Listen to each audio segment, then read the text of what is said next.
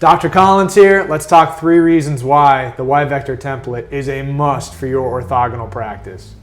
By way of introduction, you'll see here, advanced orthogonal Y-vector baseline instrument, G. Stanford Pierce Sr. So let's do it. Reason number 1.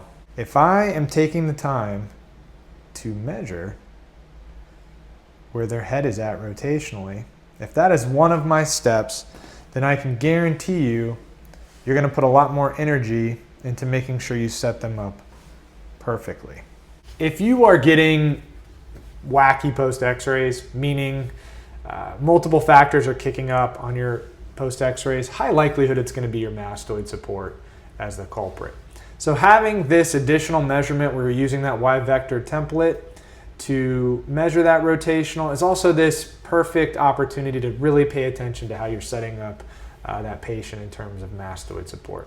All right, reason number 2.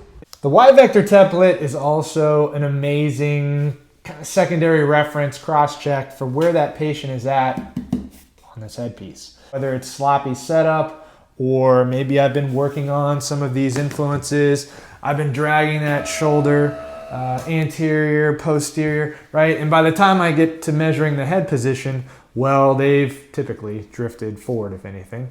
I now have this reference to tell me how to bring that patient back towards 0. I can measure, and if they've gone forward so many degrees, I can slightly adjust as their anatomy and the pattern that I've set them up will allow. So I'm not, stressing out that joint, but I can slightly amend how they're set up on that table to get them as close to 0 as possible. And the last and probably most important reason why you should have one of these guys in your orthogonal practice is the reason why it was created. So if you can imagine, right, you've got a patient that is, let's say, rotated on that Y vector anterior 10 degrees.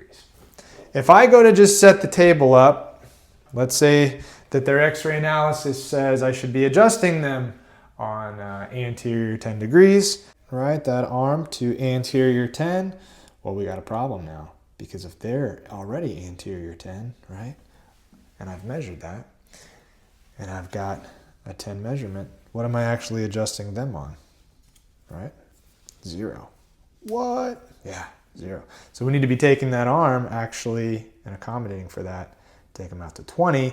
So I am truly adjusting this patient on a 10 degree, right? And not just the table.